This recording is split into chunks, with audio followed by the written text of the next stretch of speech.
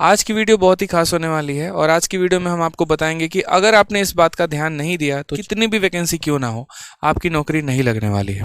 मेरी बात थोड़ी सी शायद आपको अजीब लगी होगी, बट सच्चाई भी यही है दोस्त। ठीक है, अक्सर अभी हो क्या रहा है, तो आप सभी प्री के बाद मेंस के लिए सोच रहे हैं कि मेंस के लिए ऐसे प्रिपेयर करना है, मेंस के लिए वैसे प्रिपेयर करना है, लेकिन इस चक्कर में आप दो बातें भूल जा रहे हैं।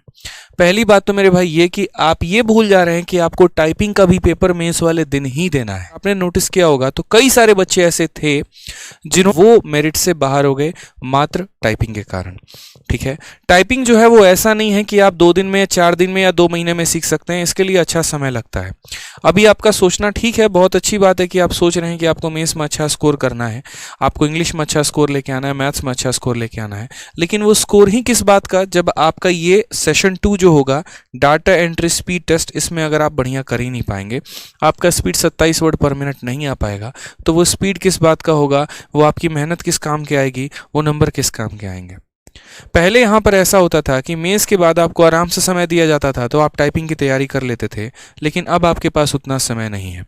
तो एक तरीके से यूं कह लीजिए तो ये बाजी आज भी वही लोग मार के चले जाएंगे जिन्होंने पहले सिलेक्शन ले रखा है। जैसे अगर मान लीजिए कोई स्टूडेंट 2020 में सेलेक्टेड है टैक्स असिस्टेंट के पोस्ट पे, तो ये 2022 में भी उसी की नौकरी लगने वाली है। क्यों? क्योंकि उसने 2020 में ही टाइपिंग की तैयारी कर ली थी और वो आपसे एक कदम आगे है।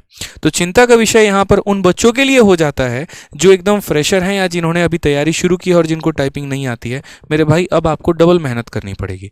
एक तरफ आपको मेंस की भी तैयारी करनी पड़ेगी और दूसरी तरफ आपको टाइपिंग की भी तैयारी करनी पड़ेगी। और यहाँ पर वो बच्चे जिन्होंने पहले से टाइपिंग की तैयारी कर रखी है उनको थोड़ा सा यहाँ पर एक एज मिल जाएगा।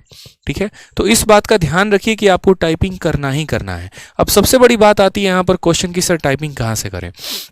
तो देखिए, जैसे मान लीजिए कि मान लीजिए कि हम खुद सेलेक्टेड हैं एसएससी सीजीएल में एक्साइज इंस्पेक्टर के पोस्ट से, तो हमारे साथ भी ऐसा सिचुएशन था कि टाइपिंग की तैयारी कहाँ से करें। उस समय लॉकडाउन का सिचुएशन था जब हम प्रिपेयर कर रहे थे, तो कई सारे कोचिंग इंस्टीट्यूट थे दिल्ली में जो मुखर्जी नगर में तैयारी करवा रहे थे।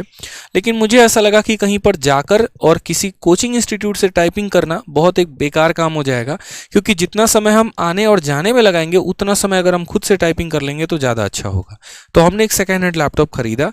यूट्यूब पर हमने वीडियो देखा था कि टाइपिंग मास्टर को फ्री में अपने लैपटॉप में कैसे डाउनलोड करते हैं, और हमने उसे फ्री में डाउनलोड किया और हम चुपचाप तसल्ली से 1 घंटे बड़े प्यार से रोज हम टाइपिंग करते थे बिना किसी गाइडेंस के। टाइपिंग मास्टर एक ऐसा ऐप है जहां पर आपको पूर्ण तरीके से जानकारी मिलती है कि आपको टाइपिंग करना कैसे है। पेशेंस के साथ, परसिवियरेंस के साथ आप आराम से उस एप्लीकेशन पर जिस इंस्ट्रक्शन के माध्यम से आपको बताएगा उसी इंस्ट्रक्शन से आप जो है टाइपिंग सीखते चले जाइएगा। यकीन मानिए बहुत अच्छी स्पीड हो जाएगी। आज मेरी एक टाइपिंग की शॉर्ट्स की वीडियो वायरल है जिसमें लगभग 1.5 मिलियन से ऊपर व्यूज जा चुके हैं, और वो जो टाइपिंग है वो मैंने कभी किसी से सीखा नहीं, कोई कोचिंग इंस्टीट्यूट से सीखा नहीं, वो मैंने खुद से टाइपिंग सीखी। और मेरी टाइपिंग की जो स्पीड है वो 54 वर्ड पर मिनट है। तो वो मैंने कहाँ से सीखा? वहीं टाइपिंग मास्टर से। जिस तरीके से आप अपने डेली शेड्यूल में कि मैथ्स 2 घंटा पढ़ना है, इंग्लिश 2 घंटा पढ़ना है, उसी तरीके से आपके शेड्यूल में आज से एक और चीज़ आ जानी चाहिए कि टाइपिंग 1 घंटा काम करना है। यकीन मानो दोस्त, उस दिन बहुत बुरा महसूस करोगे जिस दिन नंबर तो बहुत अच्छे लेकर आ जाओगे, लेकिन शायद थोड़े से दिक्कत की वजह से आपकी टाइपिंग नहीं हो पाएगी।